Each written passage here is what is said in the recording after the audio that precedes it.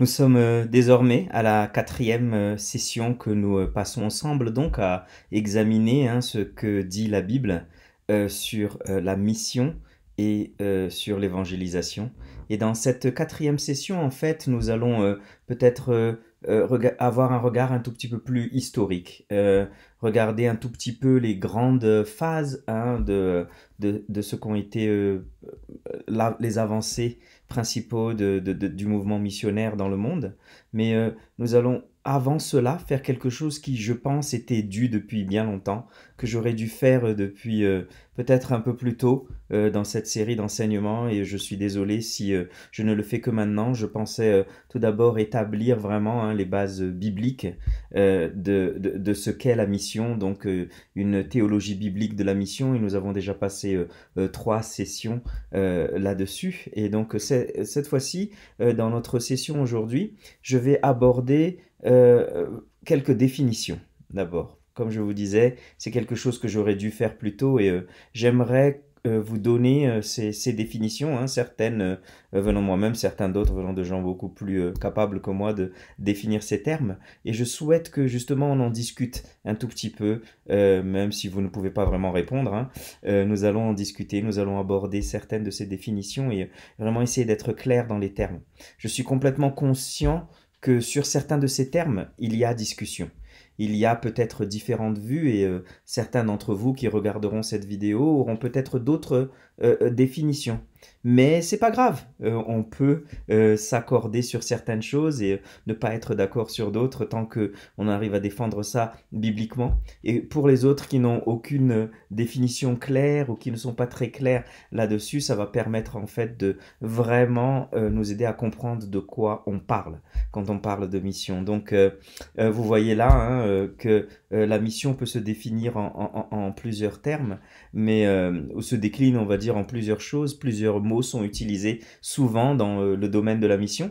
La première, c'est comme vous le voyez là, je ne parle pas de mission au singulier, mais de ce qu'on appelle les missions, le domaine en fait de la mission, ou mission avec un S, donc mission au pluriel, qui est en fait l'ensemble des méthodes qui sont utilisées pour accomplir le mandat biblique de propager l'évangile et de faire des disciples de toutes les nations. Si vous avez vu ce que l'on avait fait dans la session précédente, on a vraiment regardé la mission des chrétiens, ce à quoi les chrétiens ont été appelés, et on avait dit que c'était vraiment un mandat d'adoration et de proclamation. Et donc les méthodes ou tout ce qui est utilisé comme approche pour pouvoir accomplir ce mandat, tout ce qui est fait comme activité pour pouvoir obéir à cet ordre du Seigneur Jésus-Christ, eh ben, c'est tout cela que l'on appelle les missions. Et il y en a de toutes sortes, n'est-ce pas? Et puis même dans l'univers séculaire, ce mot est utilisé de différentes manières pour différentes choses, mais dans le cadre de ce dont nous discutons, nous allons définir les missions de cette manière. Ce sont les méthodes qui sont utilisées pour accomplir le mandat biblique de propager l'évangile et de faire des disciples de toutes les nations. Effectivement, la propagation de l'évangile, le début de l'accomplissement donc de cette tâche principale qui est de faire des disciples de toutes les nations. Alors maintenant, le terme clé, le terme vraiment qui porte à discussion et qui crée beaucoup de débats, c'est le terme missionnaire en lui-même. Qui est un missionnaire? Est-ce que tout le monde dans l'Église est un missionnaire? Est-ce que tout le monde dans l'Église participe à la mission? Vous voyez, il y a une nuance dans ce que je viens de dire, et il est important que nous comprenions bien cette nuance. Alors, je vais vous donner la définition qui n'est pas la mienne, c'est une définition qui a été établie par un expert dans ce domaine qui s'appelle Herbert Kane, et qui est cité souvent dans les ouvrages de Nine Marks à ce sujet. Je sais que par exemple le livre de Nine Marks pour la mission est offert, je crois, ou oups, s'il n'est pas offert, je suis désolé, vous allez régler ça avec Guillaume, mais au moins il peut être disponible, disons, à travers cette formation. Alors, missionnaire, qu'est-ce que c'est? Missionnaire, un missionnaire, c'est une personne qui a été appelée par Dieu à un ministère à plein temps de la parole et de la prière, et qui franchit les frontières géographiques et ou culturelles pour prêcher l'Évangile dans ces régions du monde où Jésus-Christ est en grande partie, sinon entièrement, inconnu. Voilà la définition que donne Herbert Kane, avec laquelle je serais plutôt d'accord. Tout le monde n'est pas missionnaire. Tout le monde dans l'Église est investi d'une mission. Tout le monde devrait avoir un style de vie ou une approche ou une inclinaison missionnaire en tant qu'adjectif, mais le non missionnaire, la fonction missionnaire, même si j'aime pas trop le terme de fonction, l'appel missionnaire, cette vocation d'être un missionnaire, est réservé à des personnes que Dieu a spécialement appelées pour cette tâche. Et il les a appelés pour une tâche de propagation de l'évangile et de faire des disciples, mais pas là où il est, mais par le franchissement de frontières géographiques ou culturelles.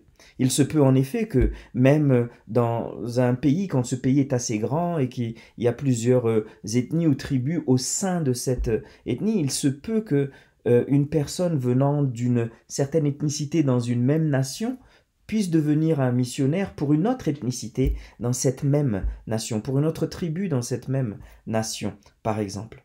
Le but d'un missionnaire est premièrement et principalement un ministère de la parole. Alors, je sais, je fais vraiment très attention à l'utilisation de ces termes. Hein. Je n'ai pas dit qu'un missionnaire est forcément un pasteur, qu'un missionnaire est forcément un prédicateur. Ce n'est pas ce que je dis, mais que sous une forme ou une autre, le terme missionnaire, quand on l'utilise dans le cadre de l'Église, ça désigne une personne qui va d'une manière ou d'une autre être un instrument pour la propagation de la parole de Dieu et pour la prière. Bien sûr, deux choses qui sont absolument inséparables dans plusieurs passages de la Bible, et notamment Actes chapitre 6, verset 4, avec ces hommes qui ont été choisis pour avoir cette fonction dans l'Église, qui sont les anciens, bien sûr, et pour qu'ils puissent se concentrer à temps plein à la parole et à la prière, ils ont désigné d'autres personnes pour s'occuper des autres affaires courantes et pressantes dans l'Église. Mais donc, voyez bien qu'il y a une priorité, mais non pas une exclusivité, du ministère de la parole. Ce que je veux dire par là, donc, c'est plusieurs choses. C'est qu'il n'est pas dit que cette personne soit forcément un homme. Ça peut être aussi une femme qui va avoir, par exemple, comme travail missionnaire que d'aller dans d'autres pays, avoir un travail important au niveau des femmes, au niveau des enfants, au niveau de la propagation de l'évangile. Il n'y a vraiment pas de problème à ce sujet. Et je ne dis pas non plus que quelqu'un qui est dans ce travail missionnaire, même s'il est dans un ministère à plein temps, il ne fait que expliquer la parole. Il se peut par exemple qu'il y ait des missionnaires qui aient des vocations particulières, comme des médecins qui vont dans différents endroits, ou des instituteurs que Dieu a utilisés de tout temps et en plusieurs endroits dans le monde, des explorateurs également, et nous allons en parler un tout petit peu plus tard. Et il n'y a vraiment rien de mal à tout cela.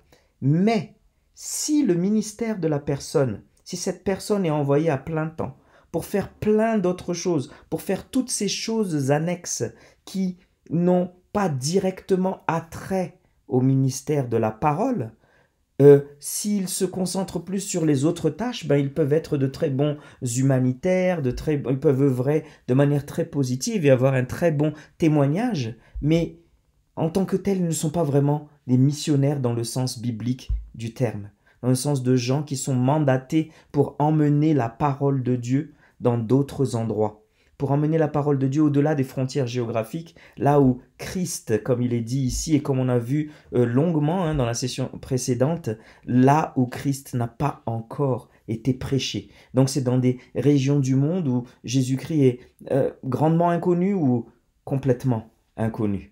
Il y a plusieurs classements qui sont utilisés donc pour ces différentes régions du monde, mais là n'est vraiment pas le propos de cette formation. Et puis des fois aussi, on se formalise un tout petit peu trop sur ces termes et on en oublie l'essentiel.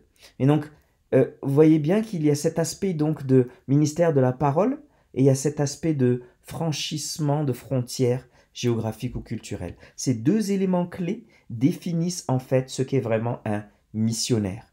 On n'est pas vraiment un missionnaire, mais juste peut-être un chrétien fidèle, si on prêche la parole ou si on partage l'évangile avec les gens autour de nous, dans notre quartier, dans notre lieu de travail, au supermarché, peu importe.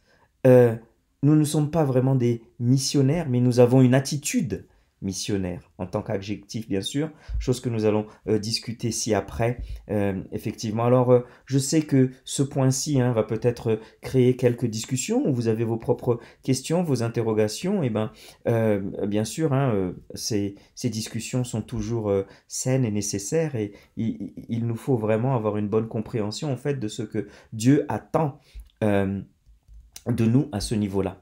C'est pour cela, en fait, puisque une personne qui est appelée par Dieu à un ministère à plein temps de la parole, dans ce sens-ci, donc un missionnaire de la parole et de la prière, doit avoir les mêmes qualifications que quelqu'un que l'on appellerait au ministère de la parole à plein temps et à la prière, là où vous êtes, dans votre église. Si c'est un homme ou une femme à qui vous ne confierez pas un enseignement, à qui vous ne confierez pas le rôle de prier ou d'évangéliser ou d'animer un groupe de femmes, un groupe d'hommes, ou d'avoir à charge d'enseigner à vos enfants, si vous ne leur donneriez pas cette responsabilité chez vous, là où vous êtes dans votre église, pourquoi l'enverrez-vous au bout du monde, dans un endroit où il doit encore apprendre une autre langue, une autre culture, etc. Pourquoi l'envoyer là-bas pour faire cela? Je suis un peu, comment on va dire, peut-être un peu strict là-dessus, parce que, hélas, là où je suis ici dans le monde, nous expérimentons, hélas, beaucoup les missionnaires qui sont là et pourtant qui ne sont pas qualifiés. Ce sont des personnes qui ont juste eu beaucoup de zèle, et gloire à Dieu pour leur zèle. J'ai vraiment aucun souci pour le fait qu'ils soient zélés et qu'ils aient envie d'aller œuvrer pour Dieu au-delà de leurs frontières, enfin de leur lieu normal de vie, parce qu'ils ont compris qu'il y a un mandat d'aller proclamer la parole jusqu'aux extrémités de la terre. Je n'ai vraiment pas de souci avec ce zèle, mais un zèle sans connaissance, un zèle sans avoir les capacités et sans avoir eu l'appel de Dieu justement pour ce ministère d'être un missionnaire, c'est dangereux. C'est dangereux. Il y a eu plusieurs dégâts qui ont été faits pendant plusieurs années par des personnes qui se sont donc, on va dire, presque autoproclamées missionnaires ou qui ont réussi à convaincre une église quelconque, une organisation quelconque de les envoyer parce qu'ils étaient prêts à y aller. Et pourtant, quand ils sont arrivés dans le pays, on voit vraiment qu'ils ne sont pas ni prêts, ni qualifiés, ni appelés à cette tâche. Donc c'est quelque chose que l'on doit vraiment penser lorsqu'on pense à l'appel missionnaire. C'est quelque chose que l'on doit vraiment prendre au sérieux, le fait que cette personne doit être qualifiée dans ce qui est l'enseignement de la parole. Même si elle a d'autres qualifications, c'est encore mieux, c'est même super que Dieu puisse utiliser des gens ayant des vocations particulières pour accomplir sa mission. Mais le ministère de la parole et la prière doivent être un minimum vraiment non négociable pour les missionnaires. Donc ça, c'est les missionnaires en tant que nom, mais nous avons aussi le terme missionnaire en tant qu'adjectif, n'est-ce pas, qui est cette fois-ci un terme qui décrit l'expression authentique et la motivation intérieure d'un disciple de Christ. Chaque disciple de Christ doit avoir le cœur que Dieu a, doit avoir ce désir d'aller chercher et sauver ceux qui sont perdus. Et cela se démontre de soi-même personnellement et collectivement par un style de vie qui est conforme à Christ, par un désir de grandir en sainteté, par un désir de devenir vraiment un miroir de qui Christ est, de représenter son Dieu fidèlement. Et donc, du coup, tout ce qu'il dit est soutenu, ou tout ce qu'elle dit, est soutenu par sa vie, par les évidences d'une vie transformée qui sont visibles par tous. Il est dit dans la Bible, n'est-ce pas, à quoi reconnaît-on un arbre? à ses fruits. Et donc ces fruits qui sont des fruits visibles, donc hein, apparemment, enfin la plupart des arbres que nous connaissons, les fruits ils sont à l'extérieur, ils pendent de ces arbres, ils ne sont pas cachés à l'intérieur du tronc.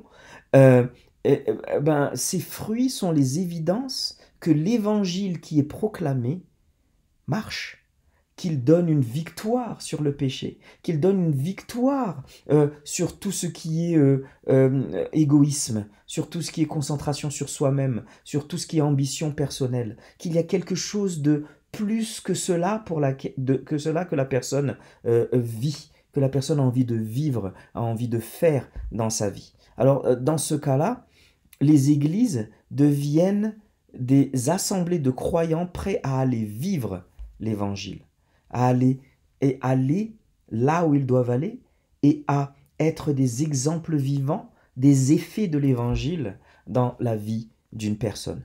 En ce sens-là, si une personne donc a ce désir d'aller proclamer Christ, et si une personne donc désire avoir une vie qui montre vraiment ce que c'est que d'être un disciple de Christ, cette personne a un état d'esprit missionnaire.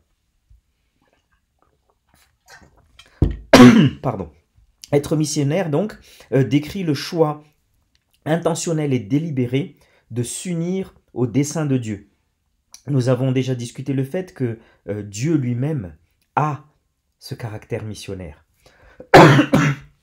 C'est lui qui s'est dépouillé en Christ de sa gloire, qui a quitté, hein, vraiment là ce n'est même plus des frontières géographiques, c'est des frontières dimensionnelles, pour venir sur terre, pour devenir un homme et pour s'humilier, pour pouvoir sauver ceux qui avaient besoin de salut, ceux qui étaient vraiment esclaves du péché, c'est-à-dire nous.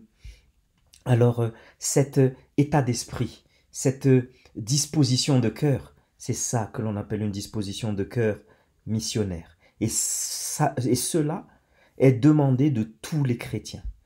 Tout disciple de Christ doit avoir cet état d'esprit. Tout disciple de Christ doit avoir cette priorité. Tout disciple de Christ ne doit pas se concentrer seulement sur sa propre croissance, mais également sur la proclamation de l'évangile autour de lui, par son style de vie et par la parole, évidemment.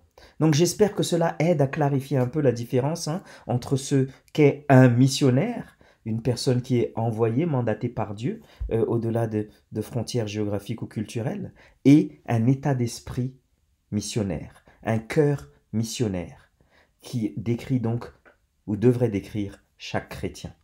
Nous avons encore d'autres définitions à voir, c'est qu'il y a aussi donc des termes qui sont parfois utilisés, que nous pouvons entendre, et puis qui, hélas, maintenant, peut-être pour certains, une connotation péjorative, mais pourtant n'est pas du tout péjorative. Par exemple, la notion de missionnaire indigène, ou encore de national. Quand on parle de cela, on parle d'une personne qui est un missionnaire d'un pays autrefois considéré comme un pays récepteur, c'est-à-dire que c'est un missionnaire qui vient d'un pays qui d'habitude n'est pas un pays qui envoie des missionnaires, mais plutôt qui reçoit des missionnaires.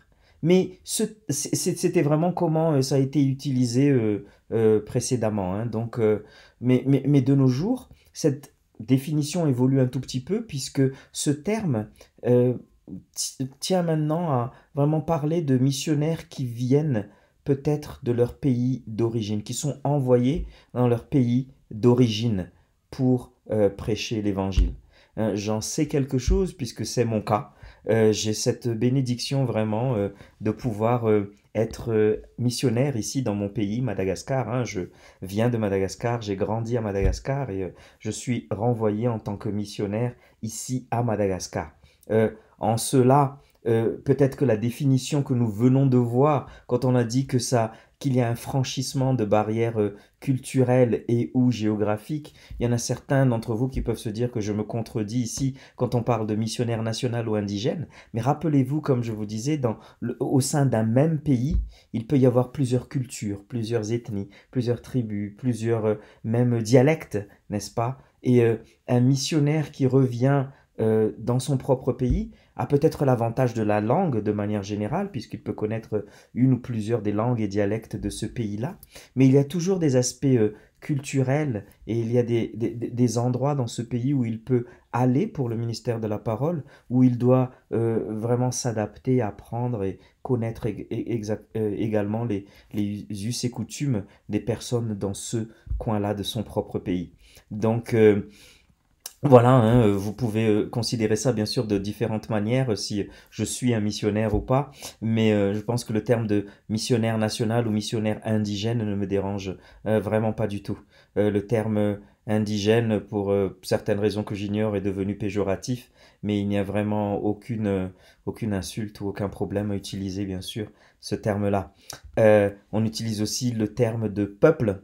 Les peuples sont définis en termes ethniques et linguistiques, c'est-à-dire que les peuples peuvent être un groupement de personnes d'une certaine ethnicité ou un groupement de personnes qui utilisent une même langue. On estime donc, comme vous le voyez là, 12 000 le nombre de langues et dialectes différents dans le monde et jusqu'à 24 000 le nombre de peuples. Il se peut donc, comme vous le comprenez, qu'il y ait deux peuples différents qui utilisent le même dialecte, qui utilisent la même langue. Je pense par exemple au Swahili, hein, dans l'est de l'Afrique, qui est utilisé dans plusieurs pays déjà, mais bien sûr donc dans plusieurs ethnies, que ce soit au Ouganda, en Tanzanie, au Kenya. Il y a plusieurs ethnicités là-dedans, il y a plusieurs tribus dans ces pays-là, mais ils utilisent par exemple le Swahili, plus peut-être un autre dialecte, mais par exemple la même langue qu'est le Swahili. Donc la fabrication de tentes, hein, c'est quelque chose que l'on voit vraiment dans le Nouveau Testament avec Paul. Paul qui dit clairement que c'est ce qu'il faisait. Il faisait des tentes afin de ne pas devenir une charge financière pour l'Église.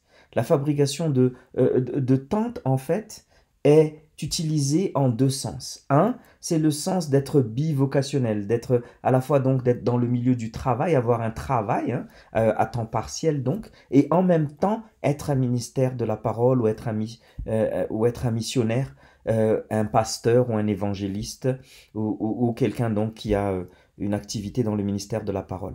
Mais la fabrication de tentes peut aussi être utilisée comme un moyen, le fait que l'on utilise donc cet aspect business, désolé d'utiliser le mot, cet aspect d'être donc dans le monde des affaires, des échanges, etc., pour pouvoir accès à un pays, pour avoir accès à une région qui sinon serait complètement close aux opportunités de l'évangile. Donc pour pouvoir rentrer dans cet environnement interculturel et pour pouvoir y rester, et ensuite par ailleurs exercer le ministère de la parole, de proclamation de la parole, il se peut que certaines personnes soient appelées à utiliser leur vocation, à utiliser donc leur milieu professionnel pour, comme pardon, moyen d'entrer dans le pays dans lequel ils souhaitent exercer le travail missionnaire. Et donc les faiseurs de tentes hein, sont parfois donc des professionnels hein, dans un domaine particulier et en même temps œuvrent au niveau ministériel. Donc les fabriqueurs de tentes, il y en a vraiment tellement dans le monde. Je peux vous dire par exemple que dans un pays comme Madagascar, la plupart des pasteurs, si ce n'est pas dire tous les pasteurs, quasiment, hein, sont bivocationnels. Quasiment tous ont une activité, travaillent en plus que d'être pasteur. Donc, surtout dans les milieux ruraux, ici à Madagascar. En ce sens-là, donc, ils sont en quelque sorte fabriqueurs de tentes. Parce que leur but est de ne pas avoir à charge, de faire en sorte de ne pas être complètement à charge de l'Église, mais d'un autre côté aussi, il se peut que c'est l'Église qui n'accomplit pas également ses responsabilités envers ce pasteur, et que ce pasteur, vu qu'il doit nourrir sa famille, euh, se, se trouve dans l'obligation de travailler. Donc ce sont des termes qui sont intéressants à connaître et à bien définir. Je sais que la plupart d'entre vous ont sûrement déjà entendu ces termes, mais je tenais à ce qu'on ait cette petite discussion pour que lorsque nous parlons de ces choses-là, nous parlons de la même chose. qu'au moins on ait les mêmes partitions, même si certains d'entre vous veulent la jouer jazz ou classique, qu'au moins on ait la même partition de laquelle nous partons. Donc, regardons un tout petit peu les grandes périodes du mouvement missionnaire. D'où a commencé la mission? Nous l'avons vu, hein, ça a commencé à la commission, à la grande commission, au grand mandat qui a été donné à l'Église en Matthieu 28, et puis avec l'ascension du Christ, et puis avec la venue du Saint-Esprit, donc en Actes chapitre 2, ça a commencé là. Mais vraiment pour être vraiment plus global, divisons-les en 5 périodes de 400 ans. Alors, ces 400 ans, nous les voyons donc, la première période, elle est définie donc comme la période d'évangélisation de l'Empire romain. Quand on parlait d'aller jusqu'aux extrémités de la terre, le monde connu allait beaucoup pour ceux qui étaient en Palestine, donc ça allait aux extrémités de l'Empire romain. C'est un peu ce qu'ils connaissaient, c'est un peu, on va dire, l'étendue de là où il s'aventurait, même si bien sûr il y en a quelques-uns d'autres qui s'aventuraient beaucoup plus loin que cela. Mais la plupart des efforts missionnaires étaient dans l'Empire romain connu à ce moment-là. Nous allons parler plus tard aussi d'une des choses qui a fait qu'au IVe siècle, cette évangélisation de l'Empire romain s'accélère et se généralise même. Nous allons voir cela tout à l'heure. Mais donc la deuxième phase, c'est ce qu'on appelle l'évangélisation des barbares, hein, puisque ce sont tous ces peuples qui viennent de l'Europe centrale, qui vont être maintenant la cible des efforts missionnaires. Alors que on cherche à s'étendre un tout petit peu plus loin que les limites de l'Empire romain, ces autres tribus, ces autres nations, ces autres ethnicités sont également touchées. Il y a aussi la période donc de l'évangélisation des pays nordiques de 800 à 1200, et ensuite l'évangélisation qui inclut également le conflit avec les Sarrasins et les musulmans, avec les fameuses croisades, que nous connaissons beaucoup grâce aux films qui ont été faits avec plus ou moins de correspondance avec la réalité, et avec donc une sorte de conquête, un esprit de conquête en même temps que un esprit de propagation de l'évangile, juste ou à tort, mais bon, là, nous ne sommes pas là pour débattre de ça également. Et puis donc, disons depuis les années 1600 jusqu'à présent, nous voyons vraiment une généralisation des missions, avec une augmentation donc des découvertes. Hein, c'est bien, dans les années 1500, 1492, n'est-ce pas, on l'a appris à l'école, Christophe Colomb découvrit l'Amérique, mais après l'Amérique du Nord, avec l'Amérique du Nord et l'Amérique du Sud, il y a les Indes, il y a l'Asie, il y a les îles du Pacifique, il y a l'Afrique, deviennent maintenant les extrémités de la Terre, deviennent maintenant les objectifs principaux des grands mouvements missionnaires de ces années-là.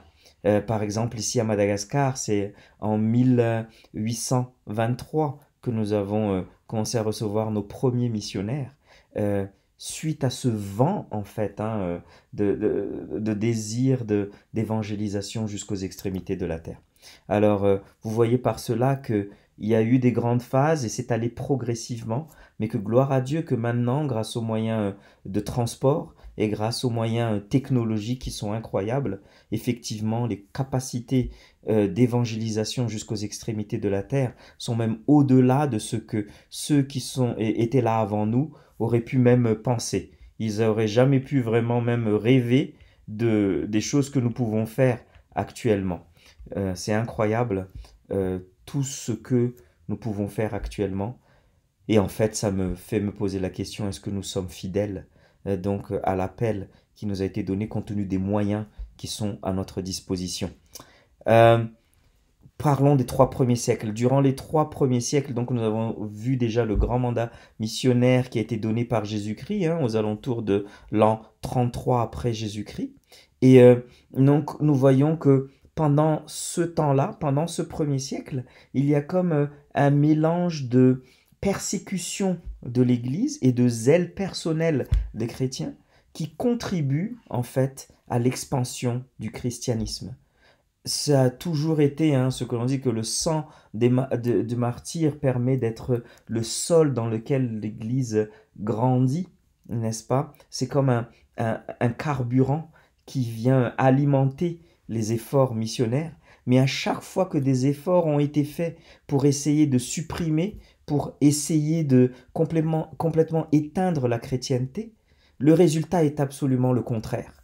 La chrétienté continue à se propager et la fidélité de Dieu à sa promesse, hein, promesse et assurance donnée par Jésus-Christ en Matthieu chapitre 16, qui dit vraiment que vraiment les portes de l'enfer ne prévaleront jamais contre l'Église. Vraiment, l'Église des premiers siècles a vraiment vécu cela. Alors, ce christianisme se répand et des missionnaires arrivent même au-delà donc de la Méditerranée, en Tunisie et en France, bien sûr, commencent à venir en France et à proclamer l'évangile de Jésus-Christ. Au deuxième siècle, le sud de la France, l'Algérie et même jusqu'au Sri Lanka commencent à voir l'arrivée de certains missionnaires également.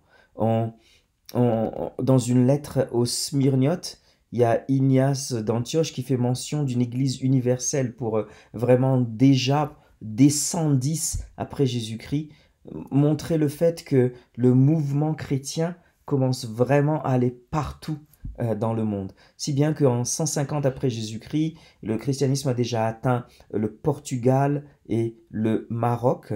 Et, euh, et dès 166, vous voyez, hein, je me trompe, 166, un évêque bien connu de l'époque écrivit que le nombre de chrétiens avait surpassé le nombre de juifs. Donc c'est un mouvement qui a commencé fort, qui s'est étendu très rapidement.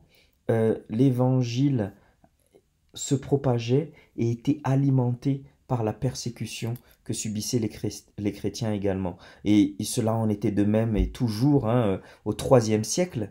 Euh, euh, le nombre de martyrs et l'intensité de la persécution augmenta. Hein, et on sait que Polycarpe est mort à cette époque-là aux mains des Smyrniotes, comme Jésus-Christ l'avait annoncé déjà hein, dans le livre de l'Apocalypse, que l'église de Smyrne allait vraiment être sujet à plusieurs persécutions, qu'ils allaient souffrir pour leur foi, mais qu'ils devaient tenir bon et que c'est une des églises que Jésus-Christ ne fait que complimenter, n'a rien à redire sur leur témoignage.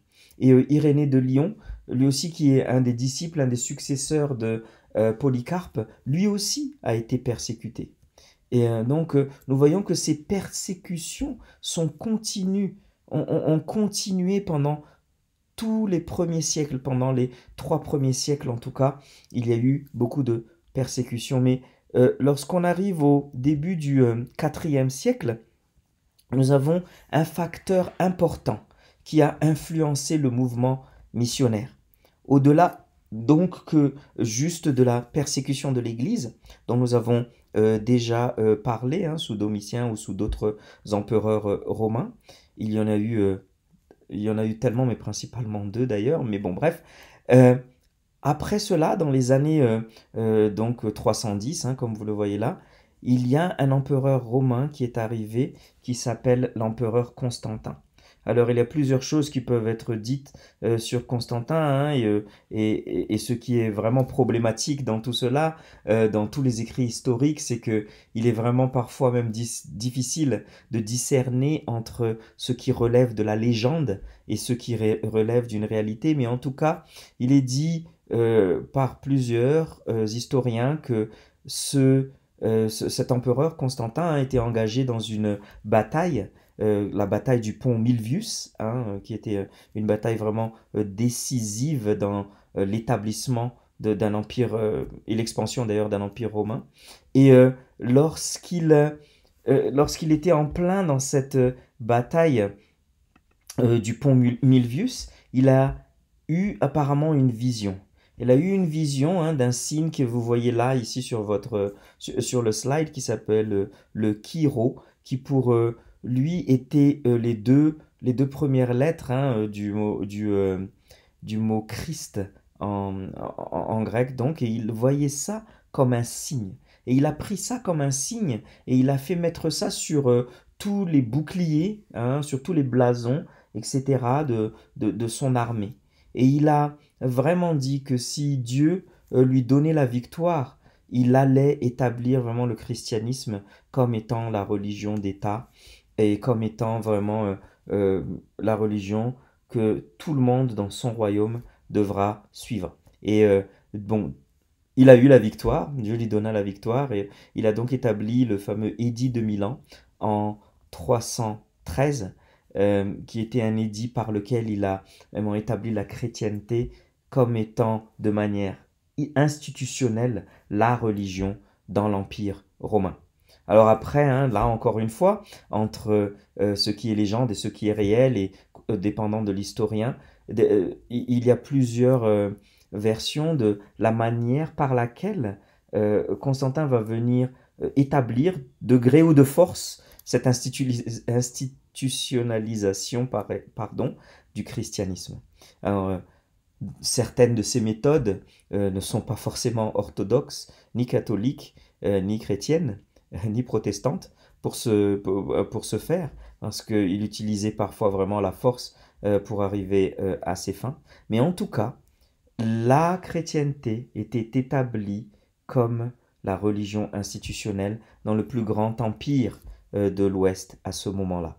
Alors cela a permis bien sûr de faire grandir le mouvement missionnaire qui viendra après, parce que c'est de l'Europe qui est en train de se former, de s'établir dans ces siècles que nous venons de voir, dans les premiers 400 ans. Donc c'est d'eux que viendront les mouvements missionnaires dans la deuxième, troisième et quatrième partie, hein, de l'histoire missionnaire, comme nous l'avons vu sur ce slide-ci.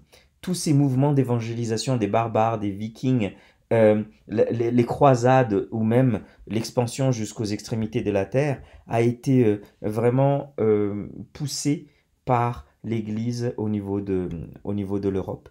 Mais une des choses qui a aussi influencé grandement, hein, sur l'avancée du mouvement missionnaire dans le monde, ce sont les déplacements des gens à travers le monde. Le fait que les gens étaient de plus en plus mobiles, le fait que même par le développement de tout ce qui est navire, hein, et en quelque sorte aussi par la découverte des ressources qui étaient disponibles dans ces autres pays aux extrémités de la terre, au bout de la terre, il y a eu beaucoup plus de mouvements de personnes. Et à travers ces mouvements de personnes, à travers ces déplacements de personnes, le mouvement missionnaire s'est aussi étendu. Le mouvement missionnaire a pu atteindre partout, même Madagascar, c'est vous dire. Donc, à quel point ce facteur est un facteur important. Donc, de tout temps, donc, depuis le début, hein, du 1er siècle jusqu'à présent, le mouvement missionnaire a eu ses héros, a eu ceux qui ont vraiment marqué la mission. Je vous en cite quelques-uns ici, hein, dans le slide que vous voyez ici. Et ce que vous voyez là, ce n'en est juste que quelques-uns, hein. Bien sûr, le plus grand missionnaire, à part donc celui qui avait le plus grand esprit missionnaire, c'est Jésus-Christ. En tant qu'être humain, c'est Jésus-Christ, lui étant complètement Dieu et complètement homme. Mais le plus grand missionnaire de tous les temps dans ce qu'il a fait, donc, et dans l'étendue, hein, de son accomplissement de la mission également, c'est l'apôtre Paul. L'apôtre Paul, et à travers les 13 épîtres qu'il nous a laissées, nous donne vraiment un aperçu de tout ce qu'il a fait. Et Luc, hein, docteur Luc, dans le livre des Actes, nous donne en fait une histoire, un compte-rendu historique de l'activité de ce grand missionnaire. Polycarpe également. Polycarpe, on oublie souvent de parler de Polycarpe comme étant un missionnaire. Mais lui, c'est vraiment son témoignage, son incarnation de cet état d'esprit missionnaire de Dieu, ce désir constant de proclamer la parole de Dieu. C'est pour cela que l'évêque de Smyrne est mentionné dans cette liste. il a eu le privilège d'être un étudiant et un disciple de Jean, qui lui-même était donc un disciple de Christ. Et au deuxième siècle, il était vraiment réputé pour être vraiment le point d'ancrage de toute l'œuvre ministérielle dans la région de Smyrne, à Smyrne et autour de Smyrne, avec une église qui était euh, vraiment vivante et qui œuvrait à l'expansion du royaume de Dieu. Et Polycarpe, donc, en ce sens, il n'a peut-être pas été celui qui est allé jusqu'au bout de la terre, très très très loin, mais là où il était, il avait en fait cette force d'attraction, comme on avait parlé quand on avait parlé des enfants d'Israël, qui devaient être une force d'expansion et une force d'attraction. Alors, je le mentionne en tant qu'héros parce qu'il est aussi mort en martyr, n'est-ce pas, pour sa foi, alors qu'il a été appelé à renier sa foi. Il a dit, alors qu'il était sur le bûcher, que vu que Dieu lui a été fidèle jusqu'à présent, il n'y a pas de raison, aucune raison pour lui de renier Dieu. Et ce sont parmi ses dernières paroles avant qu'il soit brûlé vif. Euh, pour l'Afrique, bien sûr, un nom qui marque vraiment, c'est David Livingstone. Il était vraiment un exemple de ceux qui étaient multidisciplinaires en fait en tant que missionnaires. Et il y en a eu tellement ici en Afrique de gens qui sont venus pour l'exploration, pour la découverte en fait de la nature très riche qui était disponible ici en Afrique, ou la découverte de nouvelles contrées qui étaient encore inexplorées à l'époque, les descentes de rivières, la descente du Nil, tout ce genre de choses. On sait que David Livingstone est connu pour cela. Il y a tellement d'ouvrages qui parlent de son activité en tant qu'explorateur et en tant que scientifique et en tant que biologiste, en tant que botaniste, ce genre de choses. Mais c'est le David Livingstone en tant que missionnaire qui est mort en martyr justement également dans le cadre de cette mission. C'est lui en tant que missionnaire martyr dont je souhaite parler plus précisément. Il était quelqu'un qui était vraiment zélé pour la parole de Dieu. C'était vraiment quelqu'un qui a fait beaucoup de choses pour faire avancer le royaume de Dieu ici en Afrique. Euh, que parler de lui pourrait même, je pense une session en entière ne pourrait même pas suffire. Lui qui était même aussi d'ailleurs un docteur qui a œuvré aussi, qui s'est battu pour l'abolition de l'esclavage. Bref, il a fait tellement de choses dans ce 19e siècle, mourant dans les années 1870, dans ce qui était le Chitambo avant, mais qui était donc la Zambie. Qui est donc la Zambie, pardon, actuellement.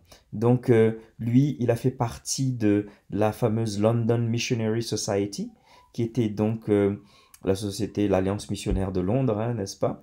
Qui était donc une des plus grandes, des principales agences d'envoi de missionnaires à cette époque-là. Et donc il a été envoyé en tant que missionnaire par cette organisation-là. C'est cette même organisation d'ailleurs qui a envoyé aussi les premiers missionnaires ici à Madagascar, mais bref, là n'est pas le sujet actuellement. Mais il était vraiment marqué par sa passion. C'était quelqu'un de vraiment passionné. C'était quelqu'un qui allait vraiment au bout de cette envie d'expansion du royaume de Dieu, de trouver des moyens et d'aller partout où il pouvait aller pour pouvoir être un porteur du message divin, en fait. Donc, il y a beaucoup de choses, il y a beaucoup d'ouvrages qui sont disponibles, qui nous parlent de la vie du docteur Livingstone, et je vous encourage vraiment à lire de ses biographies, parce qu'il y a beaucoup de choses. Il y a bien sûr certaines choses, comme tout homme, il n'est pas parfait, il y a plusieurs critiques de certaines des choses qu'il a écrites également, mais dans l'ensemble, il y a vraiment beaucoup de choses pour nous à prendre, alors que nous sommes en train de parler de la mission. Il y a plusieurs choses pour nous à apprendre de l'exemple de David Livingstone. Hudson Taylor et C.T. Studd sont deux autres missionnaires célèbres, cette fois-ci en Chine, qui eux aussi finiront donc par payer de leur vie leur foi en Christ. Et C.T. Studd dit vraiment cette phrase célèbre qui dit que notre vie en fait ne fait que passer, elle sera bientôt terminée, et seul ce que l'on fait pour Christ durera éternellement. Je mentionne aussi ces deux autres noms, Paul Carlson, Helen Roosevelt, qui sont morts lors de la rébellion de Simba de 1964 à 1965, qui tua des millions d'innocents chrétiens congolais et d'autres missionnaires occidentaux également. Pourquoi je vous partage ces exemples? Pour vous donner des exemples de noms de personnes qui étaient prêtes vraiment à donner de leur vie, à donner leur vie entière pour l'expansion du royaume de Dieu. Ce sont des gens qui sont exemplaires dans le fait qu'ils ont servi le Seigneur dans des conditions vraiment difficiles. Ils n'avaient pas, comme nous, de nos jours, accès si facilement à un support de l'Église, à un groupe de prière qui peut juste envoyer un email pour les conforter depuis le pays où ils avaient été envoyés. Ce sont des gens qui se sont battus et qui sont partis, comme avait dit William Carey, une Bible et une carte en main. C'est tout ce qu'ils avaient. Ils avaient une confiance absolue en la parole de Dieu et ils avaient juste une idée vague de là où ils devaient aller, mais ils ont avancé, faisant complètement confiance, ayant une foi pleine en Dieu et en ses promesses, ayant aussi un objectif clair qui était de proclamer l'Évangile. Oui, ils ont fait tant d'autres choses. Oui, ils ont œuvré dans tant d'autres domaines. Mais, principalement, leur raison d'être, le cœur de leur mission était vraiment la proclamation de la parole de Dieu. Nous avons besoin de missionnaires comme cela encore. Nous avons besoin de gens qui ont ce même zèle, mais qui ont aussi cette même connaissance et ce même désir de partager la parole de Dieu. Nous avons besoin de plus de missionnaires comme cela. Au niveau de nos églises, nous devons observer les gens qui ont vraiment ce cœur pour les nations et qui ont aussi ce cœur pour la parole de Dieu. C'est la combinaison de ces deux choses qui font les héros de la mission. Alors, nous pourrons en parler encore longuement et je sais que je n'ai parlé que vraiment que de très peu de missionnaires. Il y en a tellement d'autres desquels nous pouvons parler. Et puis, si j'avais le temps, je pourrais vraiment parler très très très longuement de David Jones, qui est l'un des missionnaires qui a emmené l'évangile ici à Madagascar, ou un autre même qui s'appelle James Cameron, pas celui qui a réalisé Titanic, mais l'autre, qui est né des siècles bien avant, qui a aussi été un des instruments, un des premiers missionnaires, qui a permis de finir la traduction de la Bible dans notre langue, en malgache, dès 1835. Nous sommes un des pays dans lesquels, un des premiers pays à avoir la Bible dans notre propre langue. Et ben voilà, j'avais dit que j'allais pas en parler, mais je me trouve à en parler, mais désolé pour cela, mais voilà quoi, ça m'arrive très très souvent à ce niveau-là. Vous connaissez peut-être ce site Joshua Project, je vous ai mis les coordonnées là, comme vous le voyez, qui essaye de maintenir constamment à jour un site dans lequel il nous donne, si vous voulez, une mise à jour constante, autant qu'ils peuvent, de l'évolution, de la propagation de l'évangile dans le monde. Alors, sur ce site, ce que nous voyons, c'est qu'il y a un recensement du nombre de peuples dans le monde. Le nombre de peuples est estimé à 17 468 dans le monde entier.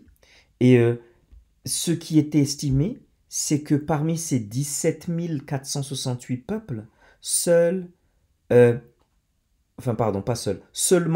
7 419 peuples ont été atteints.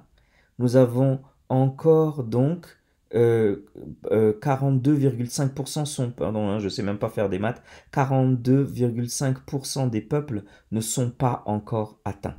Voilà, ça c'est clair.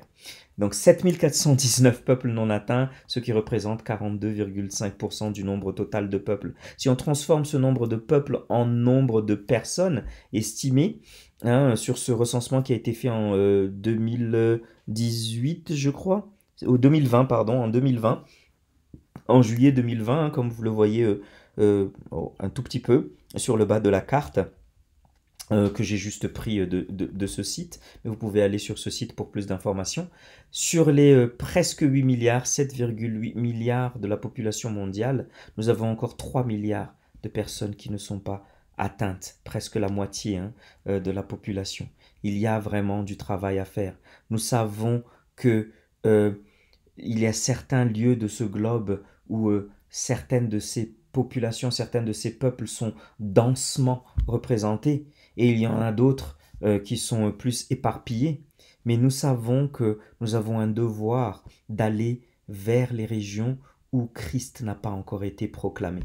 Et c'est cette fenêtre qui s'appelle donc la fenêtre 10-40, c'est souvent comment on l'appelle. Dans cette fenêtre, vous voyez la plupart des points rouges. Un point rouge représente ceux qui n'ont pas du tout encore été atteints.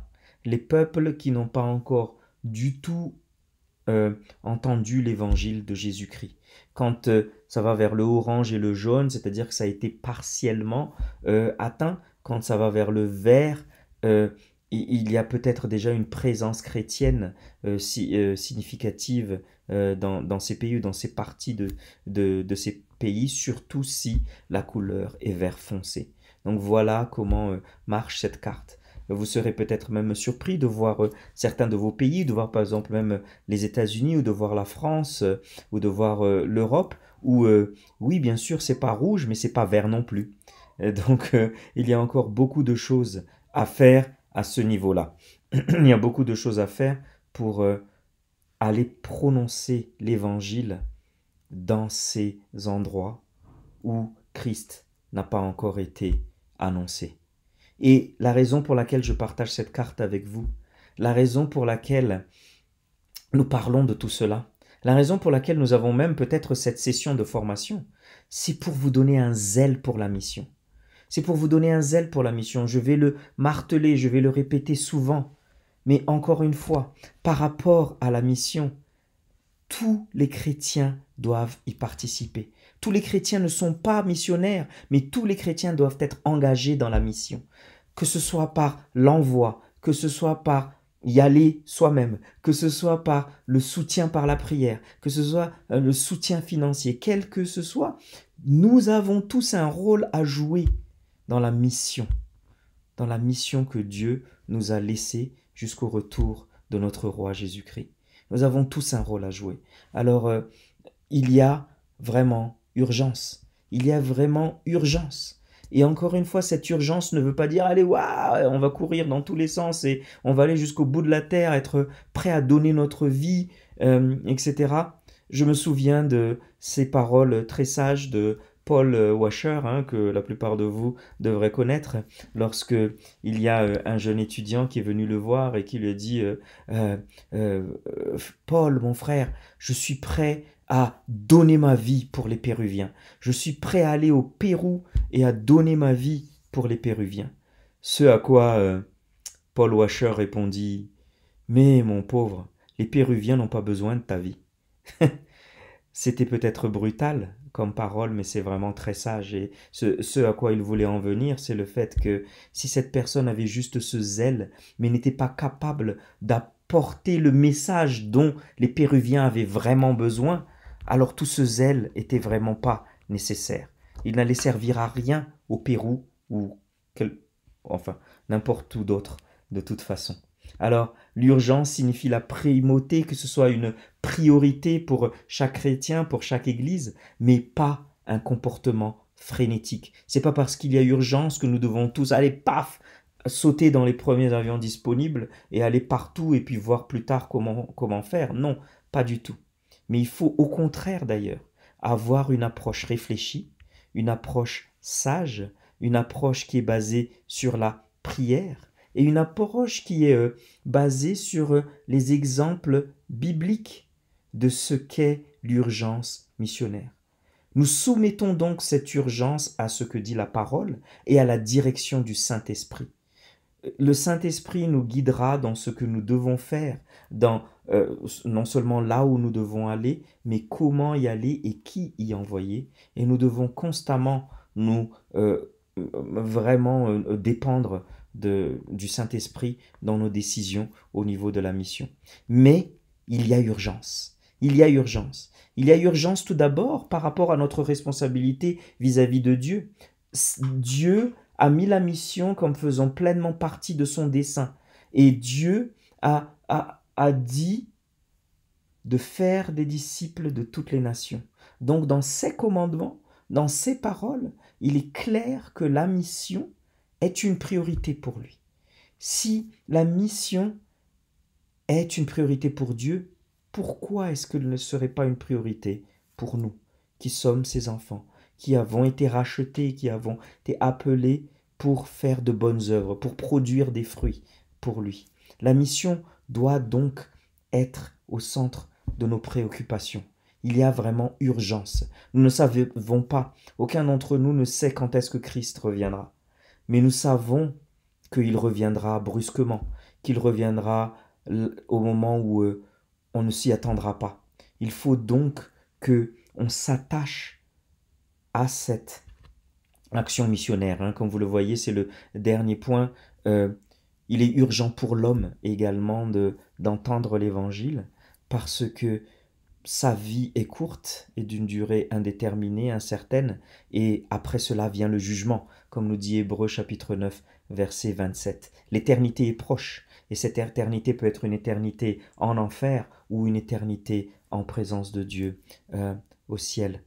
Alors, il y a urgence pour Dieu, il y a urgence pour l'homme, mais il y a aussi l'urgence qui est démontrée par ce que faisait Jésus-Christ.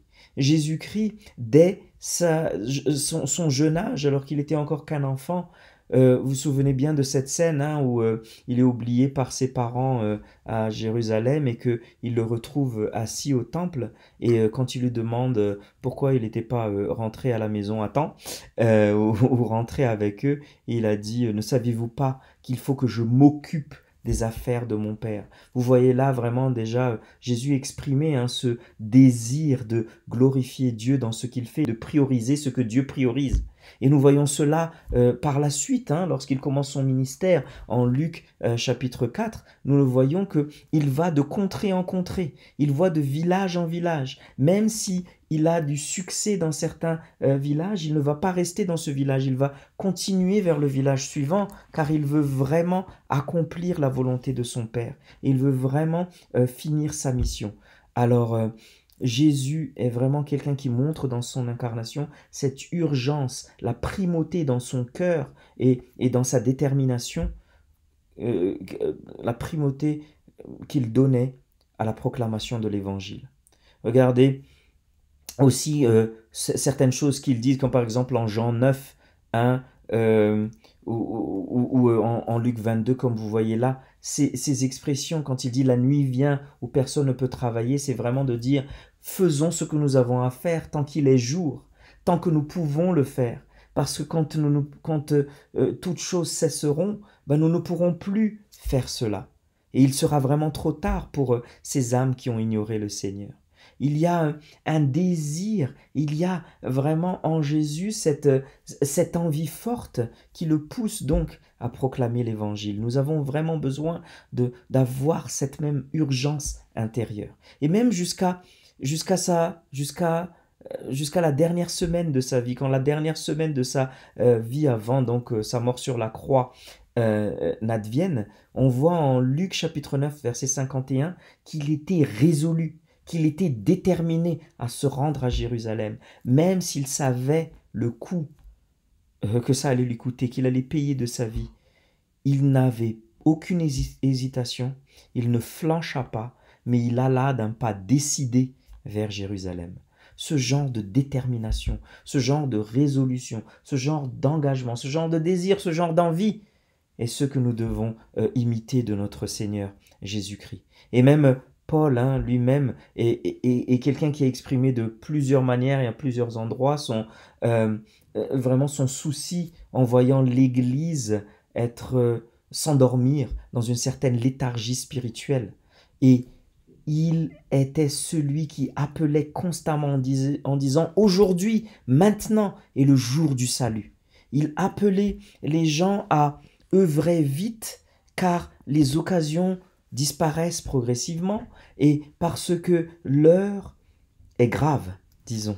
le mal, comme l'a annoncé la Bible, gagne du terrain, dans le sens que nous avons une déchéance, nous avons vraiment une descente au plus bas, et à chaque fois que l'on pense que l'on est arrivé au plus bas, ben on creuse encore et on continue, en termes d'enfoncement dans le péché.